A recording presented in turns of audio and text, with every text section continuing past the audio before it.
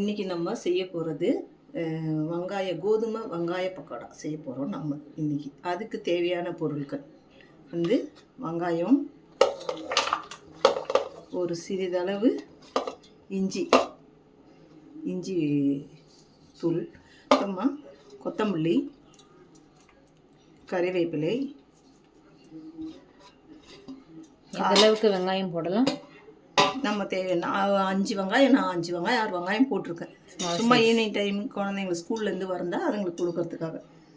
ஓகேவா? அப்புறம் வெறும் மிளகாத்தூள் காரத்துக்கு அவங்களுக்கு தகுந்தபடி போட்டுக்கணும். காரம் மட்டும் காஷ்மீர் மிளகாத்தூள். உப்பு தேவையான அளவு, உப்பு காரெல்லாம் அவங்கவுங்களுக்கு தேவையானபடி. அப்புறம் ஆப்ப சோடா மாவு சும்மா ஒரு சிட்டிகை. இப்போ எல்லாம் கலந்து விட்டுக்கணும். அதுக்கப்புறமா கோதுமை மாவு,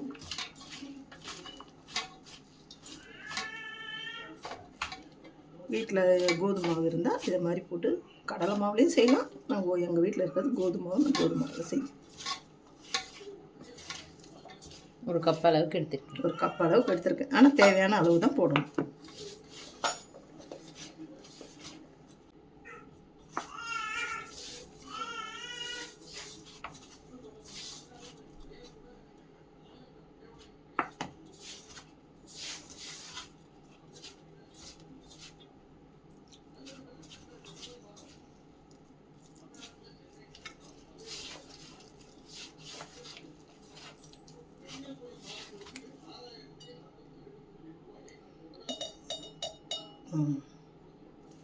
கொஞ்சம் தண்ணி விட்டு பிசையறதுக்கு கொஞ்சம் நம்ம எல்லாம் கலந்து விட்டுட்டு கொஞ்சம் லைட்டாக தண்ணி தெளிச்சிக்கலாம்.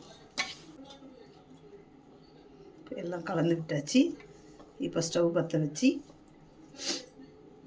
எண்ணெயை கடாயில் ஊற்றி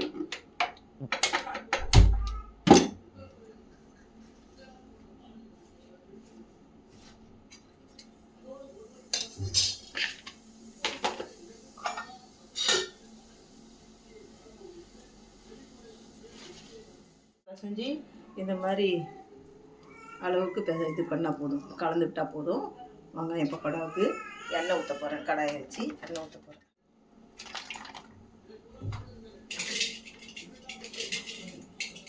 மொறுமொறுப்புக்கு அதையும் கலர் விட்டுவிட்டு அரிசி மாவு போடணும்னு நெசசரி இல்லை, பட் மொறுமொறுப்புக்கு போட்டுக்கலாம். தேவை இருக்கவும் போட்டுக்கலாம் அரிசி மாவு.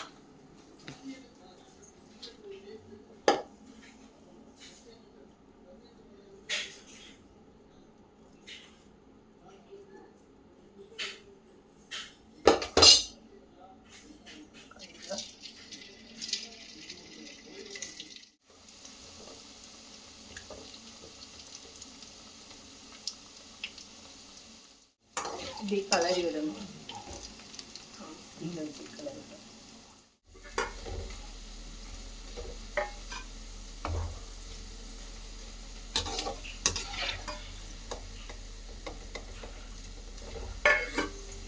இப்போ இது நல்லா செவந்துச்சு, எடுத்துடலாம். எடுத்து தட்டில் வச்சிடலாம்.